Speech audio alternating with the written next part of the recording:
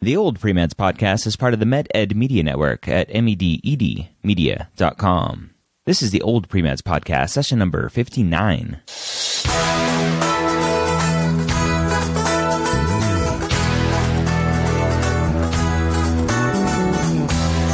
You're a non-traditional student entering the medical field on your terms. You may have had some hiccups along the way, but now you're ready to change course and go back and serve others as a physician. This podcast is here to help answer your questions and help educate you on your non-traditional journey to becoming a physician. Welcome to the Old Pre-Meds podcast. My name is Dr. Ryan Gray, or as I like to be called, just Ryan.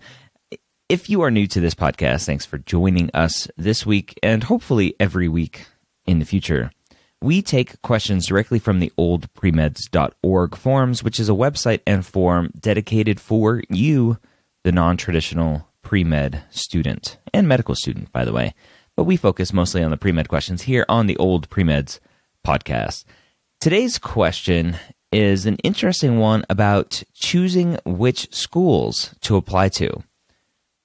The poster said, I was looking into residency match rates of DO versus MD programs using the school website and comparing them to NRMP.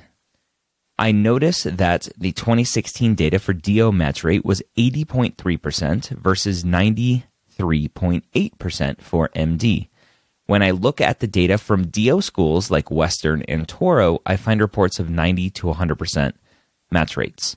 Is the difference because of the schools and the 80.3% looks at all DO programs? Should one look at the individual school match rate instead of the overall match rate when choosing a program?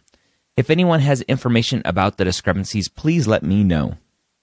So I dug into this a little bit to figure out where this person was getting their data. And so I pulled up the information from the AOA, the National Matching Services, which has the American Osteopathic Association Intern and Residency Registration Program, match data. This is the matching system for DO students. And I also looked at the NRMP, which is the National Resident Matching Program that matches for MD residencies. So just to backtrack and give you a little information. So two different tracks, DO and MD. DO is Doctor of Osteopathic Medicine. MD is a medical doctor, just two different types of medical schools. You both end up being physicians at the end of the day. There's really no difference. And actually their residency programs are merging. Not a lot of information has come out on how that's going to happen, but I believe the year is 2020 when that happens. So a lot of this information, by the time you start medical school, as you're listening to this, probably doesn't really matter in the end because a lot of this will have changed. But I still wanted to answer it because I thought it was a good question. So this student is saying 2016 data for DO match rate was 80.3%. So when I bring up the 2016 match data, I see an unmatch rate of 13%, which is a match rate of 87%. So I'm not sure where this student was getting the 80.3%. So I'll have links to this in the show notes. But if you just look up DO match rates for 2016, this website comes up, and it's the match data for the DO applications. And it has a list of every school. The highest school on here, the highest non-match school, is at 28.6%. So that's a match rate of 71.4, which isn't very good at all. And that school is Toro University in Nevada. That's TUNCOM is how they abbreviate that. TUNCOM, I guess you would call it. But Toro in Nevada is that low. There's several different Toro schools, and that is the worst one by far. The next closest one on here isn't far behind at 26.9% non-match, and that one is William Carey University College of Osteopathic Medicine in Mississippi. And that one, just so you know, that school actually was just hit very hard with a tornado. So check into that school, see if there's any way you can help them out with rebuilding their school. All right, back to the questions at hand. So this student is posting 80.3% match rate, which, again, I don't know where he's getting that information, but it's not the information that's being supplied by the actual matching organization. And so the way that the AOA lists this is they have percentage matched, percentage non-matched, and then percentage of non-participants. And so when you look at percentage matched, it's only 40.9%. And you go, wow, that's crazy. How come nobody's matching? But then when you combine that with non-participants, DO students that are matching outside of the DO residency matching program. So as a DO student, you can match through the MD matching program, and you're counted as a non-participant. And so when you look at the percentage matched at 40.9% and the percentage non-matched at 46.1%, you get 87%, which is obviously the leftover from the non-match, which is 13%. So 87% of DO students are matching. Now, here's something to think about when it comes to residency matching. When I looked at the NRMP match data, they have the total match of 96.3% of all U.S. spots filled. So not every residency spot is getting filled, which is not good.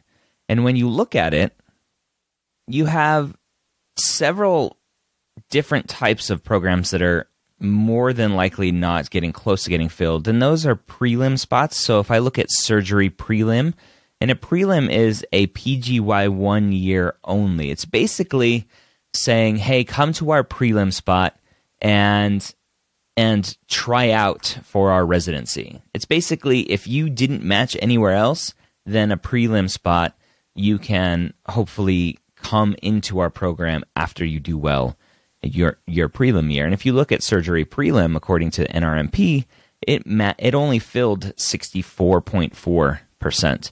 There were a lot of spots left on the table there. So what does this all mean? It means that a lot of people that aren't matching are probably trying to match into a very competitive program that either they aren't qualified to match in, and it's very similar to trying to get accepted to Harvard and Yale and WashU medical schools when you have a 3.0 GPA and a 500 on the MCAT. You're dreaming a little bit too big. But it also could be that year that you're applying for something is a very competitive year, and a lot of people are trying to match into it, and you just didn't make the cut. And so what typically happens is you have students that go through a SOAP, the SOAP program. It used to be called Scramble. And what happens is you get notified a couple days before the match or a week before the match, whatever time period that is, and you are notified that you did not match. And then you enter this SOAP program called the Supplemental Offer and Acceptance Program. And you go and find residencies that didn't fill, and a lot of them are going to be PGY1 only spots. Some of them may be internal medicine spots, and you didn't want to do internal medicine, you want to do something else. But there are these other spots, and if you want to match into one of those programs, you can go do that.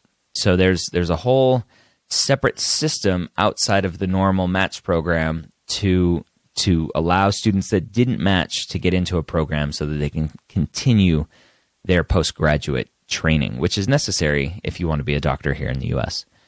So, all of that said, my personal belief is that you shouldn't look at residency matching rates for choosing which schools to apply to, with one exception.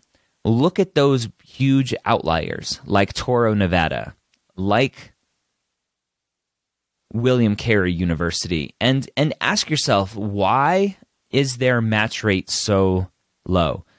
Are they a brand new school and they're just getting ramped up, and maybe their first round of students that they let in weren't the best students, or maybe they're just getting their curriculum under control? Are they under some sort of probation because their curriculum isn't training students well enough? Ask those questions and call the school and say, hey, I noticed your residency match rates are pretty terrible, and find out from them what they have to say. If it's a school that you're interested in going to because of the location is perfect for you, consider it. Past performance does not predict future performance. It's like the stock market. It doesn't matter what the stock market did yesterday. It's not going to determine what it does tomorrow. It's a good predictor. It's a good kind of rule of thumb to think about it, but things change and people change and professors change, and you, the person that is actually learning and studying and figuring this all out, is one of the biggest variables to all of this. So if you are motivated, if you are driven, if you are determined to get whatever residency spot you want, then you will probably do well. You cannot rely on the school to help you match somewhere. The school is there to help support you, but you need the drive and motivation to do it yourself.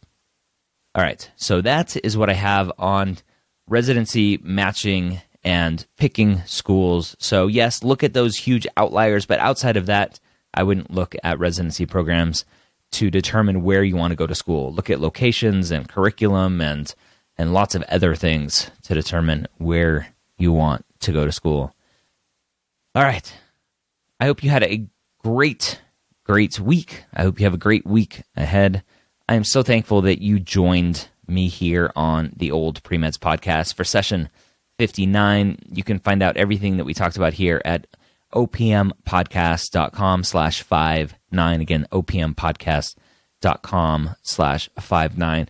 I would love it if you left us a rating and review in iTunes. Just go to iTunes, search for Old Pre-Meds podcast, and you can just click and leave a review right there. Super simple. I don't charge for these podcasts, but I will right now. I would love for you to bring somebody to the podcast. Invite your friend, your colleague, your classmate, your advisor. Let them know about the Old Pre-Meds podcast. That is my charge for this podcast.